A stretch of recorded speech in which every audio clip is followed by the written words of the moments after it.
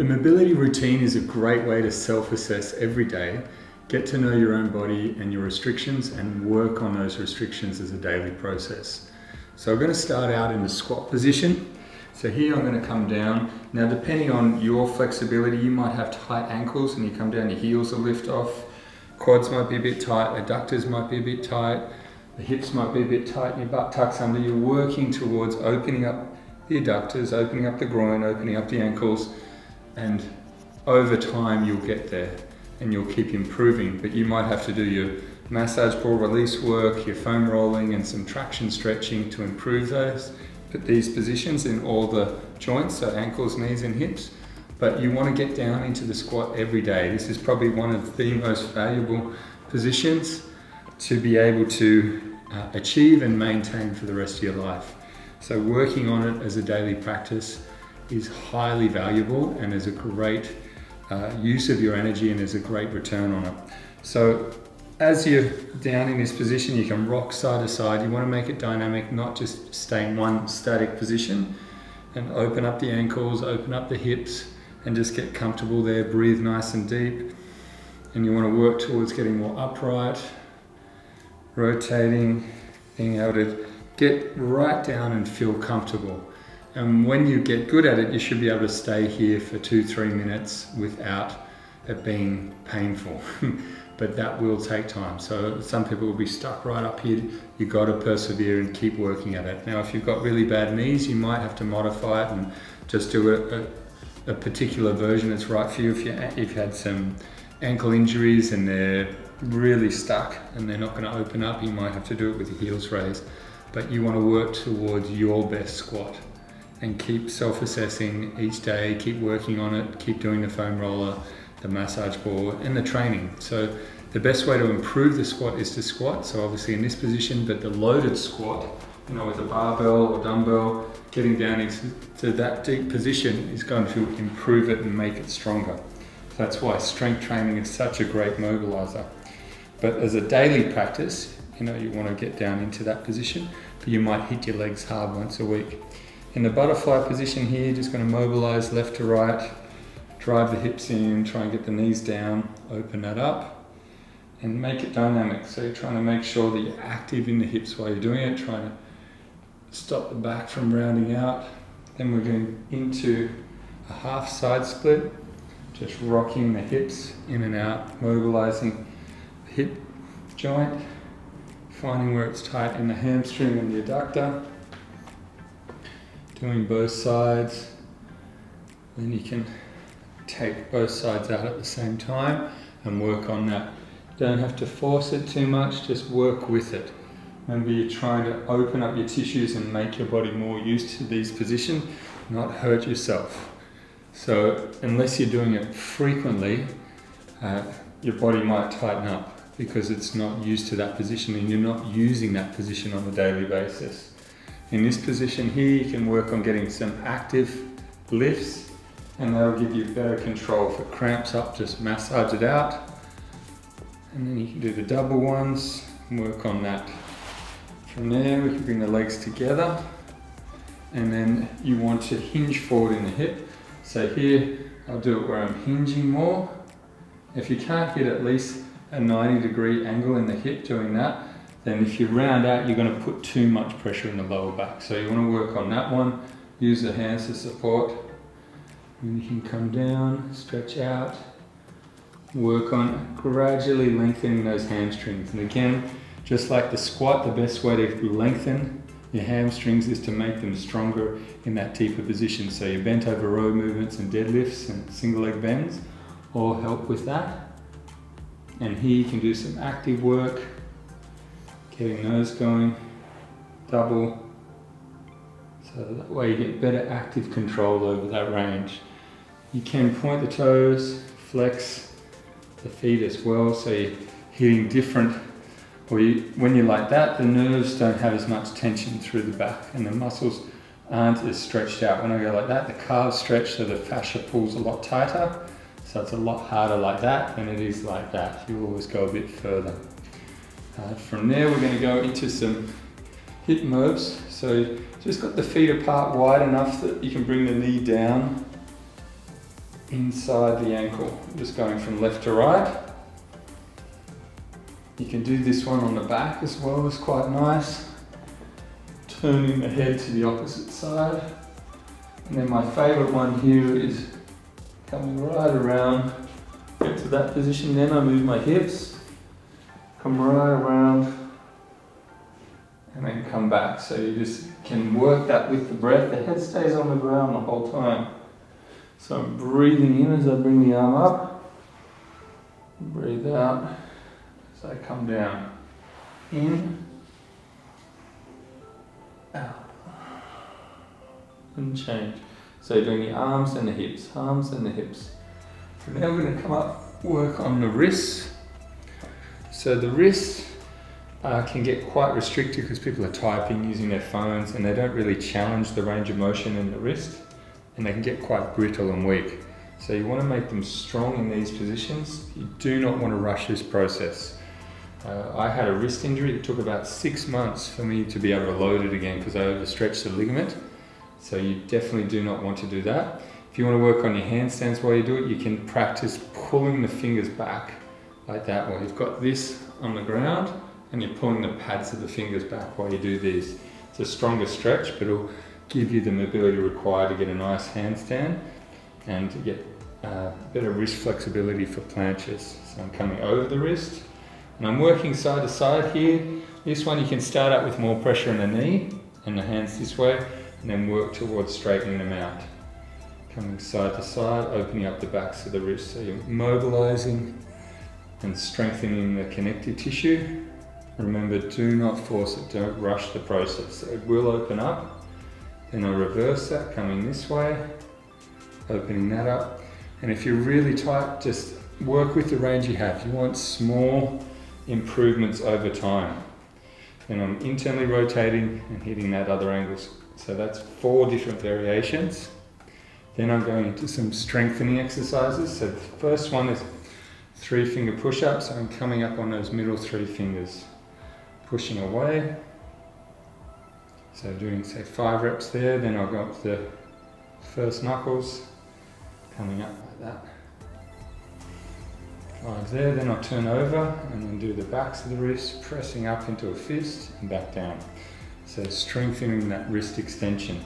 Now when you're doing ring work, handstands, you get so much work done on this side and the backs of the wrists get quite weak.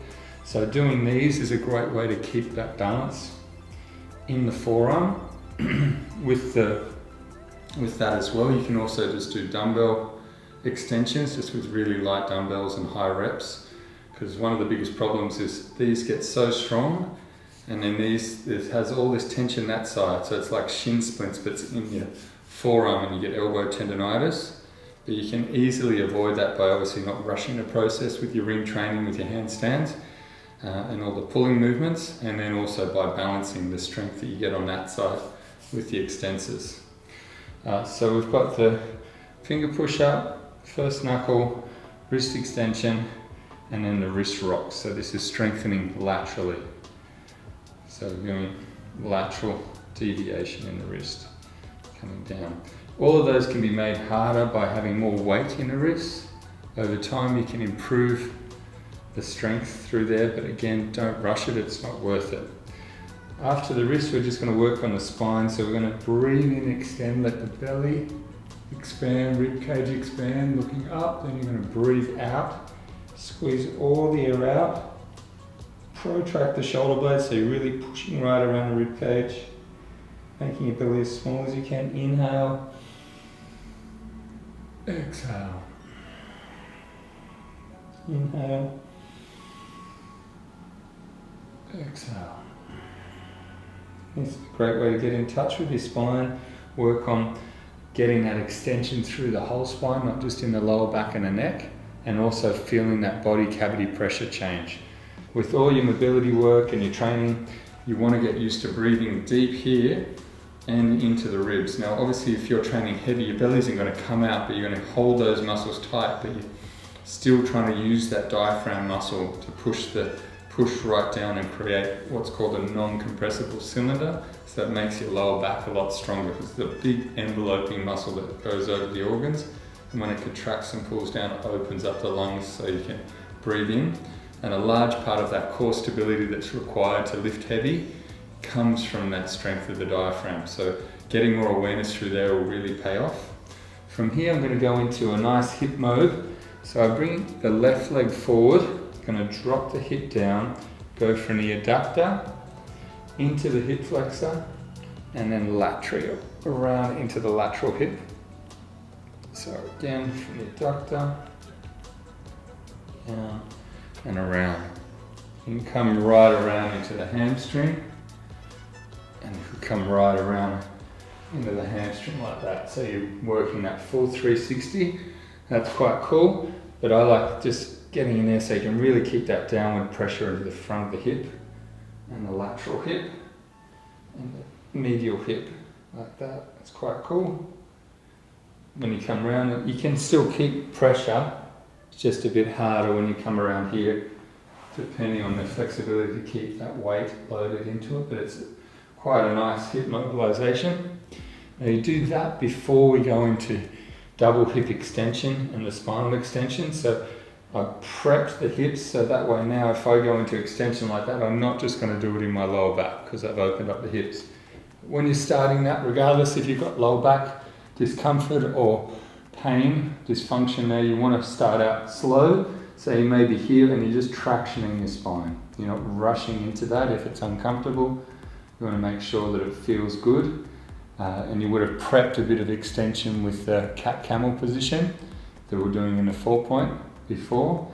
And here, if that's better, you can come up. If you're feeling good with that, you can come up to the hands, having them wide, and just mobilize from side to side. Feel the front of the hips and the lateral hip opening up with that extension. And then you can bring the hands in, make it a bit more intense.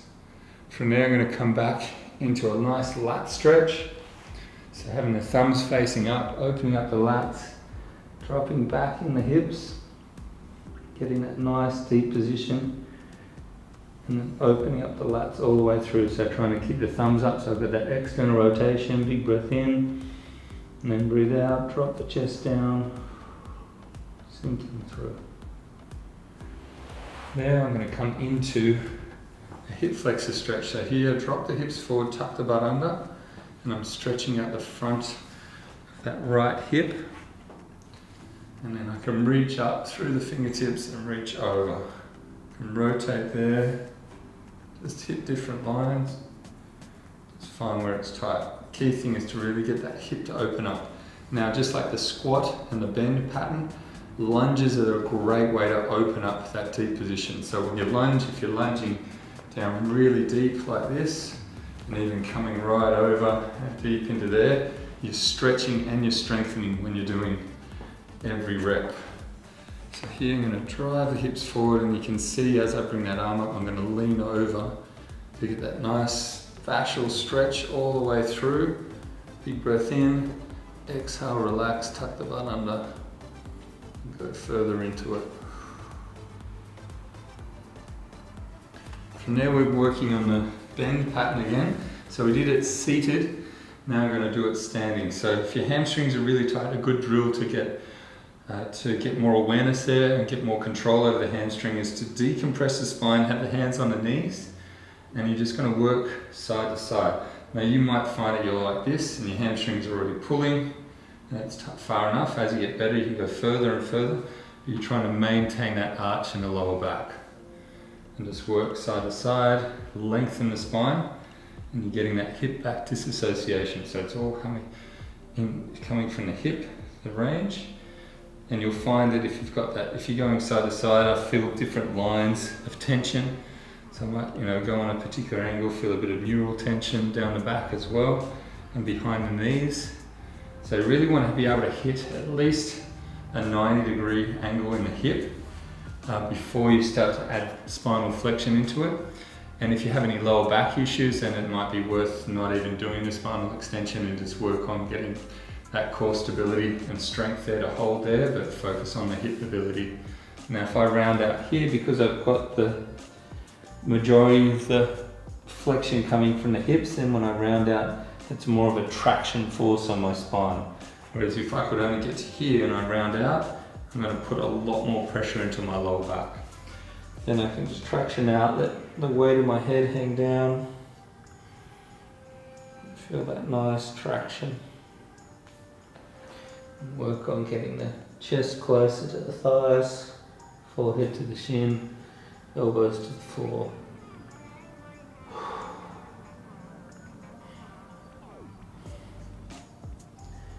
Okay, then from there, you can come down into a nice deep squat position and back up. Just do a couple of reps there to line it out. And then we're going to work on the ankles. So here, this first one's just different calf raises. So if I do this, I'm coming right up, like that, down. Then I'm going to step out nice and wide, and do them like this. So yeah, nice and high, then I raise up.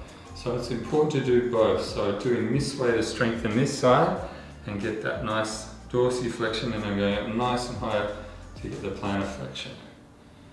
Then I'll do the internal rotation in the hip, nice and high.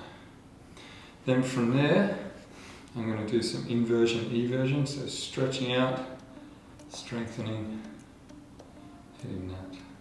And some toe crunches. So these, you can start with just one foot, then the other foot.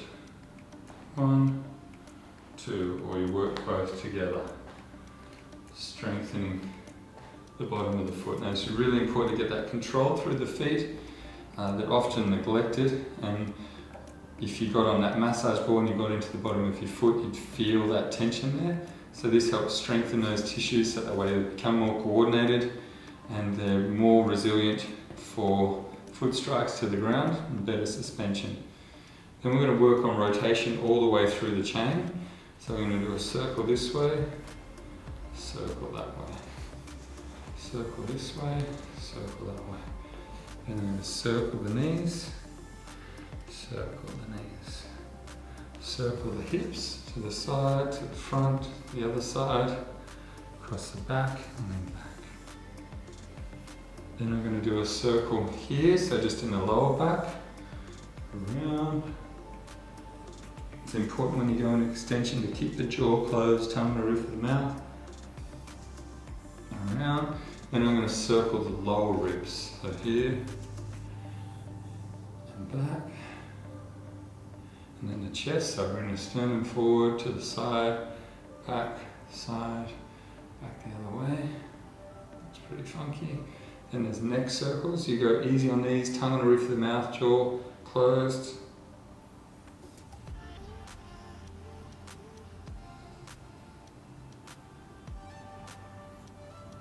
That one. Then you've got the head rotations. So when you're starting with these, it's important to just get forward and back. So retraction. 1, 2. And you can practice that, using the mirror helps, and trying to keep everything from here still. Lateral deviation of the head. What you want to do is move the head side to side. So you can hold here. Do it like that. Once you can get side to side without the body moving underneath, then you can join it together. Looks pretty fun. And the shoulders, circling those, so getting that nice depression of the shoulders, protraction, elevation, retraction, reversing it, elevation, protraction, retraction. And the elbows and wrists, and away.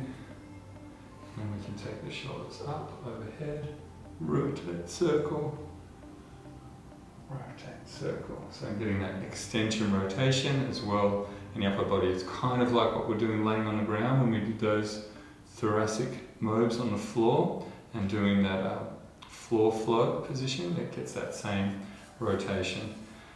So then we've got the spinal waves to finish off. So here I'm going to go down in extension. And drop the head comes up last, inflection. So my head's like the tail. Then I reverse it. Head goes first, come up in extension. And so you're getting that nice tail, and then you're leading with the head on the second one. So the head's one it's trailing, one it's leading, and then the same on the side. So here I'm trailing,